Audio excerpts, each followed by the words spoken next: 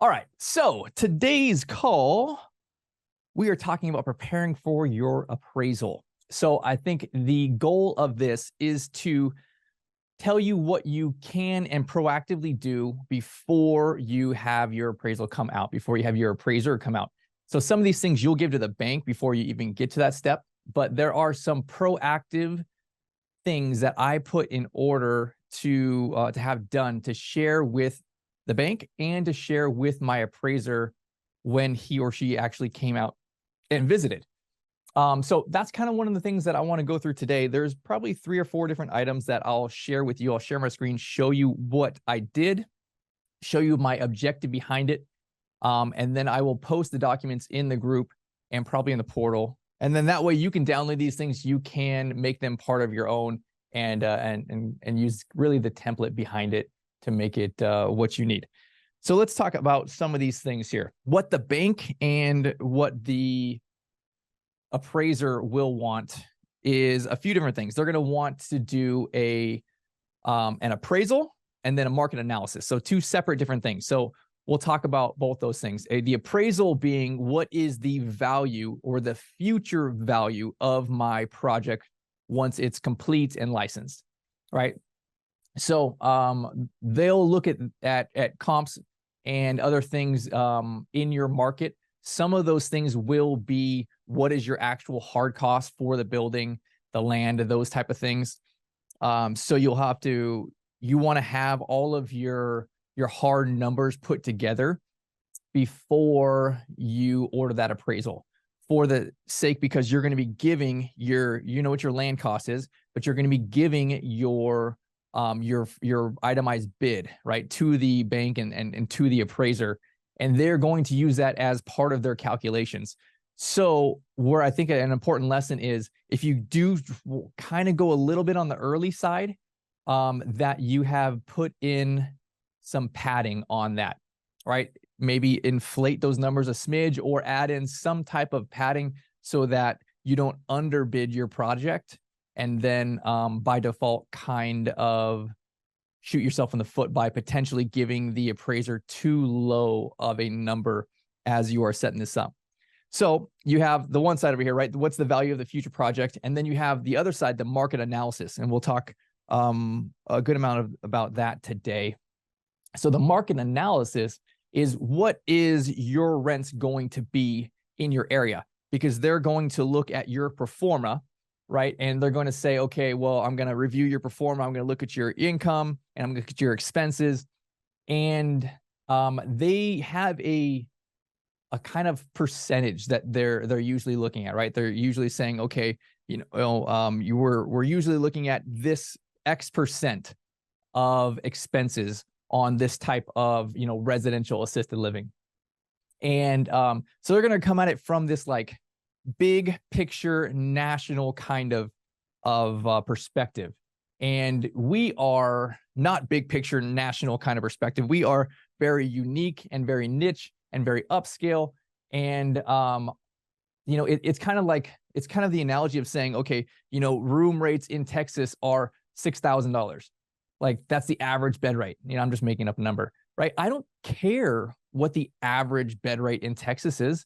Like I'm not the average of Texas. I want to know what, in addition to let's be more specific, right? If you said, here's the average of my city, right? Of Georgetown. Okay, cool. We're at least getting closer, but that's still the average, right? I'm building these memory care mansions and they're far above average. So it's still not apples to apples.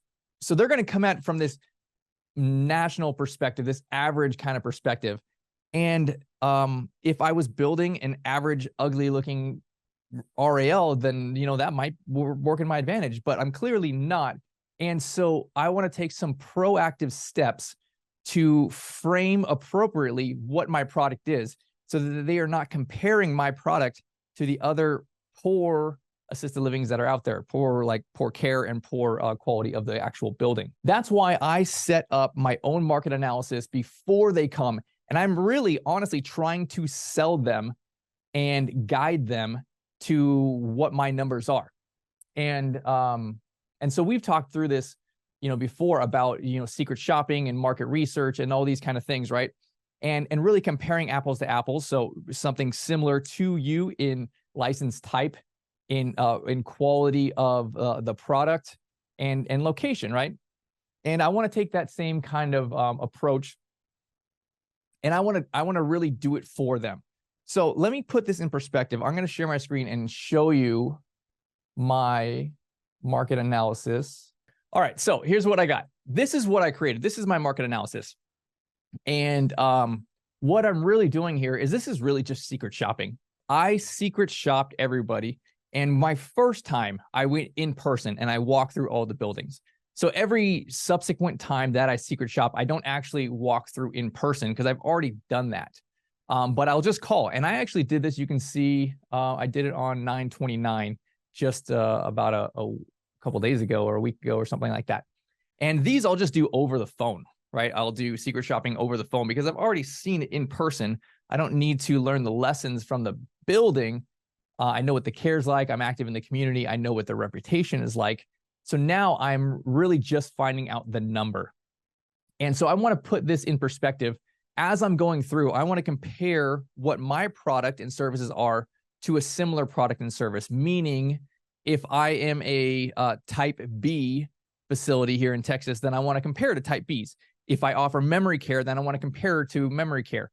And there's clearly like some places in here in my area that just don't offer the same level of services, meaning like their clientele is a younger clientele.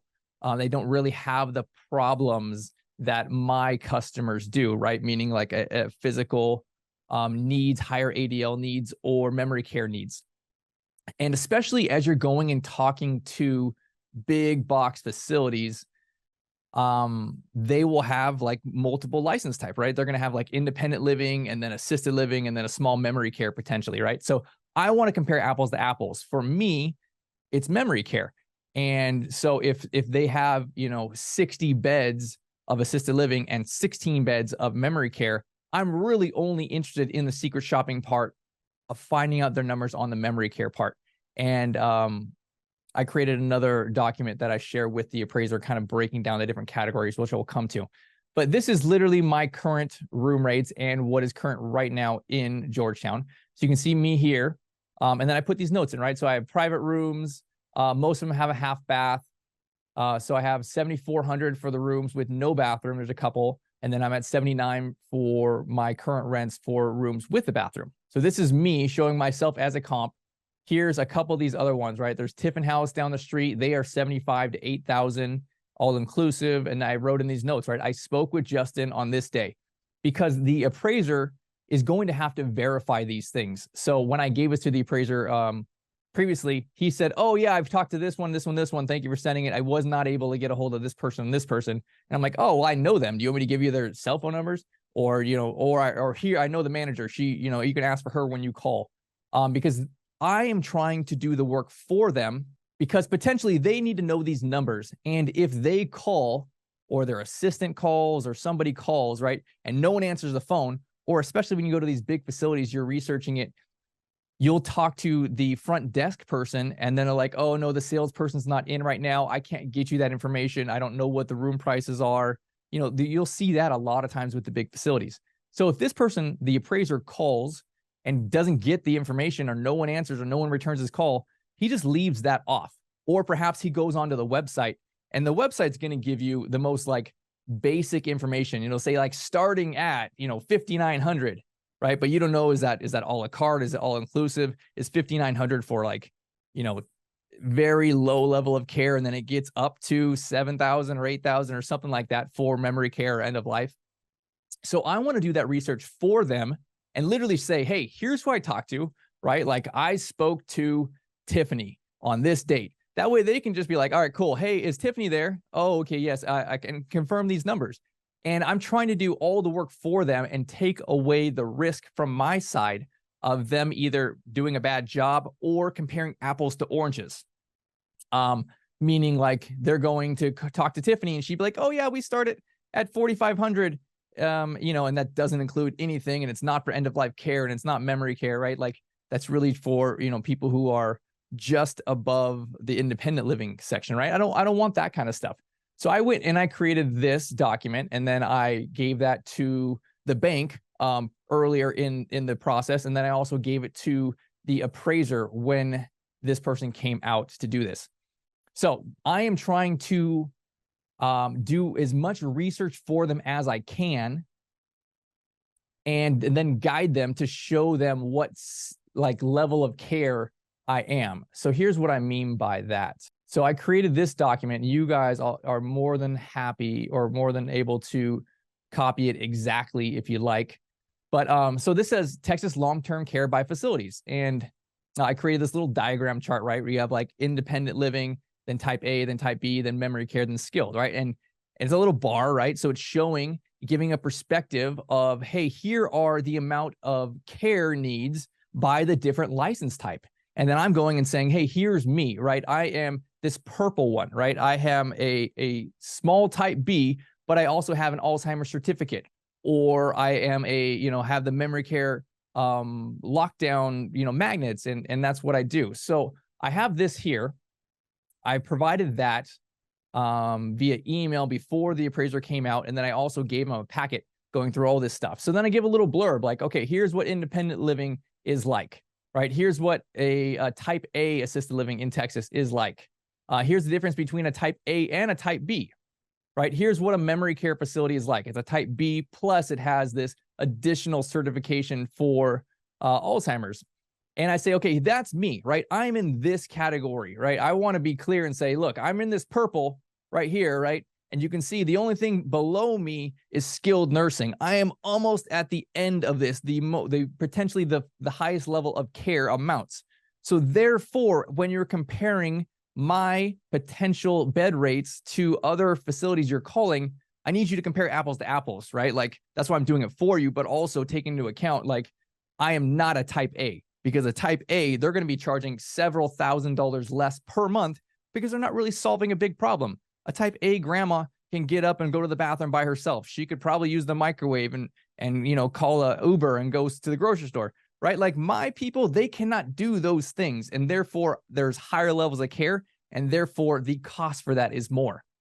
So that is what I'm trying to sell the bank and the appraiser as they are coming out.